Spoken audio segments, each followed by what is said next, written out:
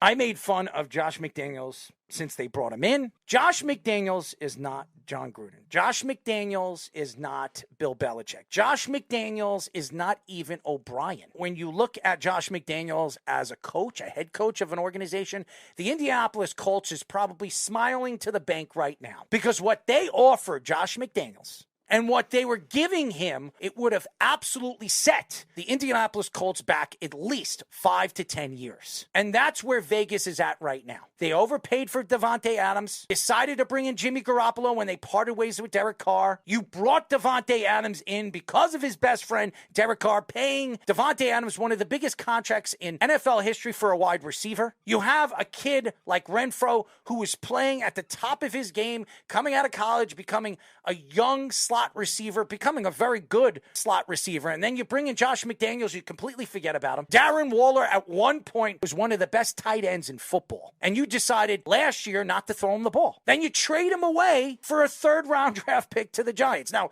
he is not healthy again, and I'm sure the Raiders are probably laughing at that right now. But nevertheless, what did the Raiders have before Davante Adams? And then you have a guy like Josh Jacobs. And Josh Jacobs last year was the best running back in the league. All around, he was as good as anybody. He was running all over everybody. He was catching the ball in the backfield. Then all of a sudden, this year, they stopped running the ball through him. They stopped running the offense through him. And they thought, hey, Jimmy Garoppolo is going to be the savior of this organization after Derek Carr goes on to the Saints. And even though the Saints are not having a good season and Derek Carr isn't that star quarterback that we thought he was going to be, he's better than Jimmy Garoppolo, who now is sitting on the bench. Josh McDaniels has ruined not one starting quarterback in the NFL, but two. Derek Carr, at the end of the season, was asked not even to sit on the bench in the last 2 games of the season. And then, not even in the middle of the season, he's sitting Jimmy Garoppolo. You wanted Jimmy, and that, I think, sold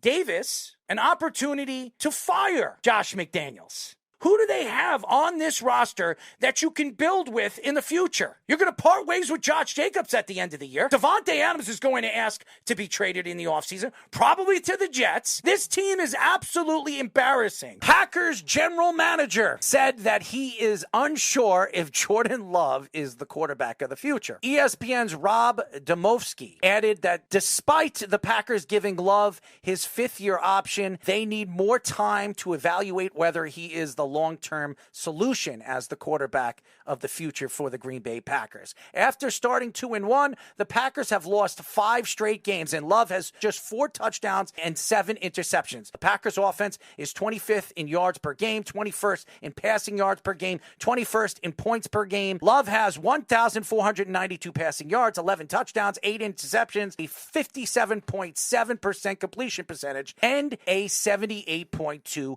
passer rating this season. Now, all of a sudden, Packer fans are throwing this kid out. For the beginning of the season, everybody said, oh, we don't need Aaron Rodgers. Get rid of him. We're happy to part ways with him. He didn't want to be here. Jordan wants to be here, and we have the quarterback of our future. Now, all of a sudden, he hasn't really thrown that many touchdowns, and now everybody's giving up on him, including the general manager of the Green Bay Packers. And I think it's shameful of this organization to throw a kid under the bus after 1 year of quarterbacking and starting for a team that, yes, has had great quarterback players. Bart Starr, Brett Favre, and now Aaron Rodgers that decided to flee and go to the New York Jets. But to give up on a kid after 1 year is despicable. I think it has a lot to do with Matt LaFleur. Everybody was crediting Matt LaFleur's offense. He's a great offensive coordinator. He knows how to run a good offense because he had Aaron Rodgers. And he had guys like Nathaniel Hackett at the time where their offense was one of the best in the league. Now you look at Aaron Rodgers playing for the New York Jets, and he's injured with an Achilles